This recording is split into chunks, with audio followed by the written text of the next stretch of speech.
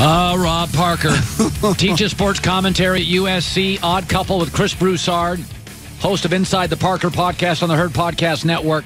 All right, what about my idea, Zion? I'm not spending 7 years in New Orleans.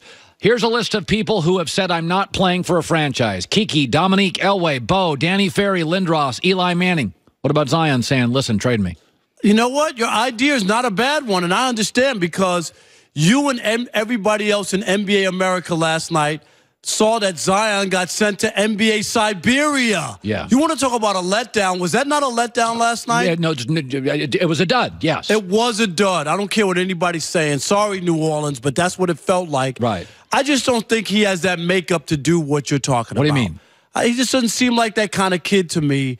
That he's very humble. I don't think he would be able to stand up and say, I'm not going to New Orleans. It takes special people to be able to do that. Well, John Elway came out of the womb confident and arrogant. That's what I mean. And in Manning's case, his dad had been an NFL quarterback. Do you know what I mean? His dad knew, and then his brother. So there's a whole different dynamic there. No, that's it. He just doesn't have the personality for it. I don't think so. To really take a stand like that, that would send shockwaves. That he don't. You know what I mean? That he's going to stick around and play for the national team and then re-enter the draft the next year. Let me talk about this. It's funny last night. The Knicks feel they lost, dropping from 1 to 3, and the Lakers feel like 11 to 4 they won. But I think it's a 3-player draft. 3 guaranteed. Zion, Ja Morant, and Barrett are going to score early, be very good.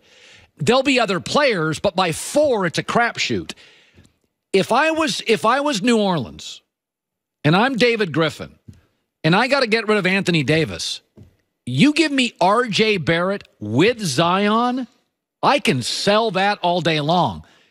What do the Lakers sell me? A crapshoot draft pick and Kyle Kuzma? I think the Knicks, I don't think, and by the way, then I can trade Anthony Davis to the East, not the West. I don't think the Lakers necessarily won last night. I totally agree. I think it's so overblown. It is a 3-player draft. Nobody knows for sure who would be that 4th player. And LeBron, Colin, he needs add water, stir, and a player to play right now. He doesn't have 3 years for a guy to develop. He already has kids. Those kids didn't work out. And also the Lakers pieces that go with it, they're damaged goods now. Let's just be honest. No, Lonzo has been... He's been hurt every year, his first 2 years. I think there's a stat. I could be wrong on this, Joy. I think he's missed as many games as he's played. So he's not and he's got a dad issue. Brandon Ingram with the blood clots, you just don't know which way that's going. I was told he was off the trade market, that teams would just pass on him. Because you don't know, and Josh Hart has an issue. So Kyle Kuzma is the only guy. And a number 4 pick. Right. Now, if you're the Knicks... To me, I know everybody in New York were bummed out that they didn't get Zion. But now, if I'm the Knicks, I focus in on trading for Anthony Davis. Give them the number 3 pick. Remember, they got a 1st and 2nd from Dallas, right?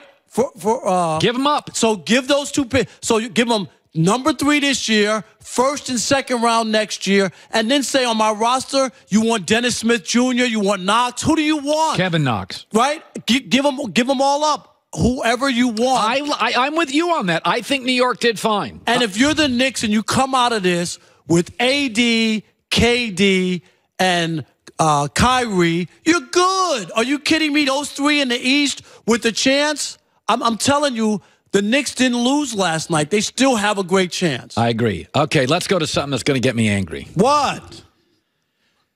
Steph Curry's overrated, right? Is that what you're going to say? You know he is. No, I don't know that. Yes, you do. And here's the other thing. He's a great player. Nobody's saying he's not. Okay? Unanimous MVP, first time in the league. I'll give you all that. Yeah, it's kind of a big deal. But this whole notion that they're better and that he didn't need KD and all that other stuff is just not true. And that's why I got a new nickname for him. What? He's the Gamote. The greatest mirage of all time. Oh, come on. He just is. That's what he's not that player that everybody tries to paint him out to be, and I'll tell you why. Why?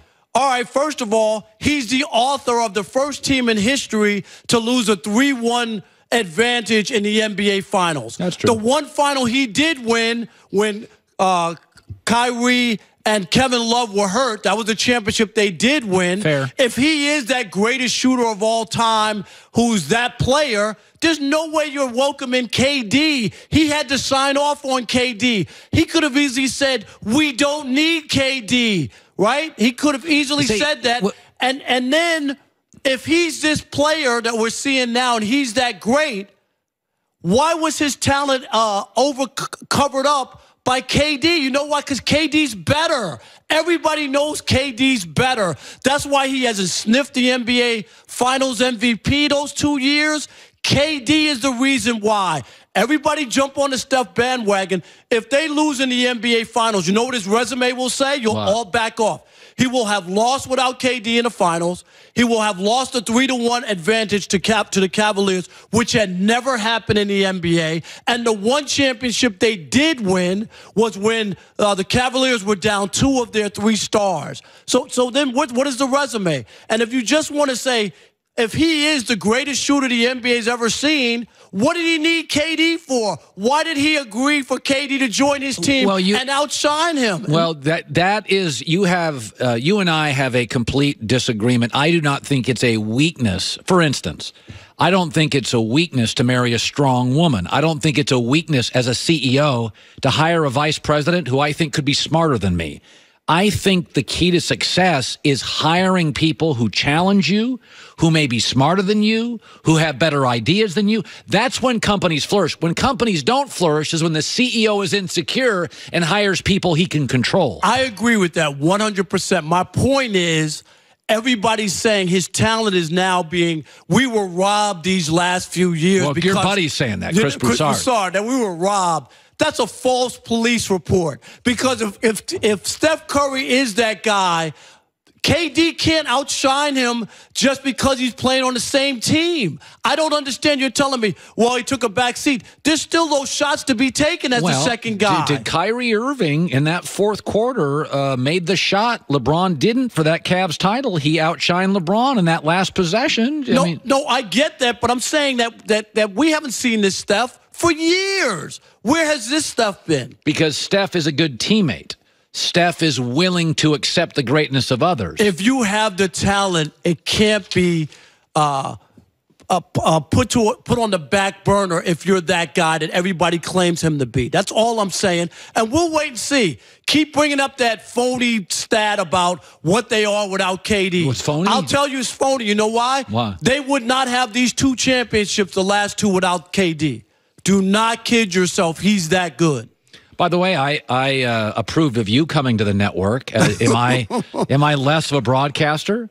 I brought joy on the show. I appreciate that. Does it make me weaker that I literally go to management and say, I write names down, hire them. They're all talented people.